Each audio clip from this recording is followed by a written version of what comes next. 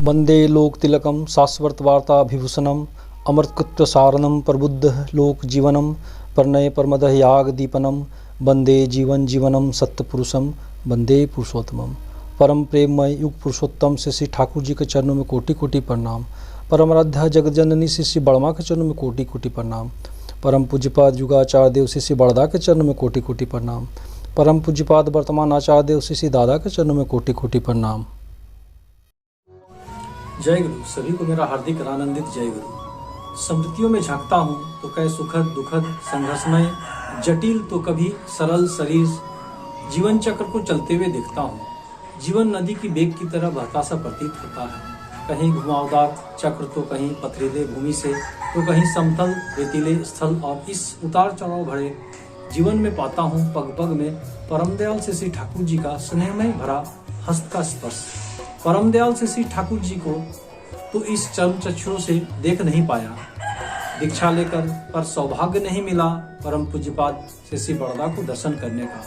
परंतु इस सौभाग्यशाली जीवन में देख पाया, महसूस कर पाया परम पिता से श्री ठाकुर के असीम प्रेम करुणा को आचार्य देव श्री दादा में, और दयाल की उस वाणी के मर्म को समझा। इष्ट गुरु पुरुषोत्तम प्रतीक गुरु भंसधर रेत शरीर में सुप्त रहकर जीवंत निरंतर मेरे जैसे अनगिनत मनुष्यों ने परम पूज्यपाद आचार्य देव श्री दादा के दया द्वारा जीवन को जाना समझा, ठाकुर जी को महसूस किया। अंतर में नूतन जागृति का सृजन हुआ जीवन चलन में। ऐसे अनेकों प्रसंग हैं जो जीवन के पन्नों को खोलते हुए रखूंगा।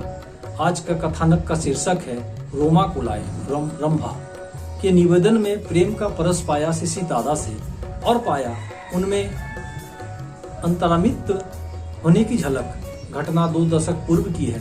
मन ठाकुरवाड़ी जाने को व्याकुल था। कार्य के मध्य में से 2 दिनों का समय निकाला।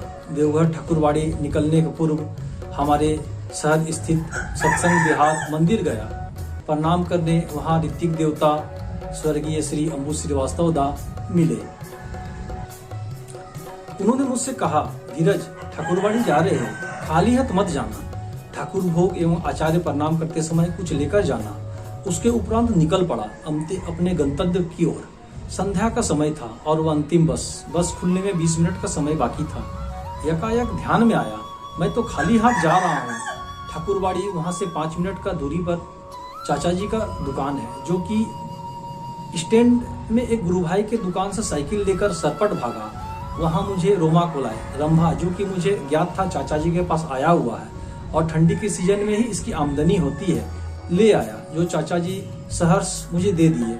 अब मैं बस में बैठा अपने मंजिल की ओर निकल पड़ा, जमशेदपुर, फिर वहां से देवघर। मन में एक अपूर्व शांति संतोष लिए ठाकुरवाड़ी पहुंचने पर मनमोहिनी धाम में ठहरा। स्नान आदि दैनिक कर्मों से फ्रेश होकर सर्वप्रथम से श्री ठाकुर जी को, श्री बड़मा को एवं श्री बड़दा के आसन में प्रणाम निवेदन किया। तदुपरांत ठाकुर भोग के लिए भोग घर में वहीं रोमाकुलाय निवेदन किया, जिसे मैंने बांट लिया था। अब आचार्य देव श्री दादा को प्रणाम निवेदन करने के लिए चल पड़ा। उस समय सुबह का 8:30 बज रहा था। आचार्य देव श्री दादा अपने सफेद बिछावन चौकी पर बैठे हुए थे। उन्हें घेर कर भक्तों की भीड़ बैठी थी और निकट से अनेक लोग अपनी अपनी विभिन्न तरह के समस्याओं एवं जिज्ञासाओं का समाधान पाकर, निवेदन कर, उसका पथ समाधान पाकर आत्मसंतोष का भाव लिए जा रहे थे। इसी क्रम में मैं भी श्री दादा के सामने खड़े पार्षदों को अपने आने का उद्देश्य बताया। उनसे कहा कि मैं रोमाकुलाय लाया हूँ। विदित हो कि आचार्य देव श्री दादा के निकट बिना श्री दादा की इच्छा से जाना असंभव है, और वह भी वही। उन्होंने मुझसे कहा कि आप इसे हमें दे दे, हम इसे अन्य निवेदनकर्ताओं की सामग्री में रख देंगे। मैं उन्हें थैला सौंपने ही वाला था कि श्री दादा का प्रेममय सजग दृष्टि सभी को लक्ष्य किए हुए ही रहता था। चाहे वे कितना भी व्यस्त रहे, उनके दर्दी निगाहों से कोई नहीं बच सकता है। उन्होंने मुझसे मृदु स्वर में पूछा, किया छे? तत्क्षण मैं कहा, दादा रोमाकुलाय एनेछी। वे मुझे अपने निकट आने को इशारा किए। भय मिश्रित भाव लिए चंद कदम ही उनकी ओर बढ़ा और दूर से एक हाथ में थैला पकड़कर दंडवत प्रणाम किया। उनके पुनः इशारा पाने पर थोड़ा और आगे की ओर खिसका। वे इससे संतुष्ट नहीं दिखे तो थोड़ा और आगे बढ़ा। अब 2 हाथों भर की दूरी रह गई थी और उसी अवस्था में मैं थैला खोलकर हथेली में भरकर रोमा कोलाई को शिशी दादा के इच्छानुरूप बढ़ाया। शिशी दादा भी अपने हाथों को आगे की ओर बढ़ाए और मेरे कलाई को थामकर हल्के से अपनी ओर खींचा। अत्यंत चिकने फर्श में फिसलते हुए बिल्कुल उनके निकट पहुंच गया। अचंभित और हतवाक सा रह गया। उसके उपरांत भी उन्होंने मेरे हाथों को नहीं छोड़ा और अपने दूसरे हथेली में उक्त सामग्री को पलट दिया और बच्चों के समान अत्यंत कौतूहल से उपस्थित भक्त मंडली को दिखाते हुए कहने लगी, मैं कल संध्या में जो कुछ पूछ रहा था कि आप सभी ने रोमा कोलाई देखा है, इस पर आप सभी अनभिज्ञता जाहिर किए थे। तब अंतर्यामी श्री आचार्य देव दादा ने कहा कि ठीक है, कल सुबह दिखाऊंगा। किसी के द्वारा अत्यंत प्रेम भक्ति श्रद्धा से लाया हुआ क्षुद्र वस्तु को भी हुए प्रेम परस देकर कितना विशेष कर देते हैं, यह महसूस करने वाली बात है। यकाएक बस छूटने का पूर्व भाव का आना यह उनकी प्रेरणा थी, अथवा प्रेम के वशीभूत होकर कुछ लेकर जाने का भाव का आना स्वयं की ट्यून हुए उनसे अंतरात्मा की पुकार थी।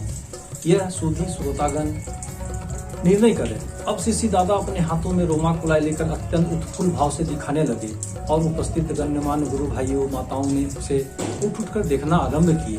परम दयाल श्री ठाकुर जी की लीला भी इसी तरह दिव्य हुआ करती होगी कि एक साधारण को असाधारण, एक नगण्य को सर्वमान कर देते थे।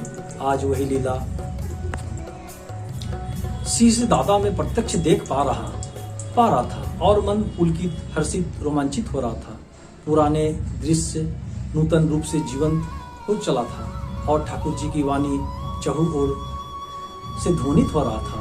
इष्ट गुरु पुरुषोत्तम प्रतीक गुरु वंशधर रेत शरीर में सुप्त रहकर जीवंत हुए निरंतर।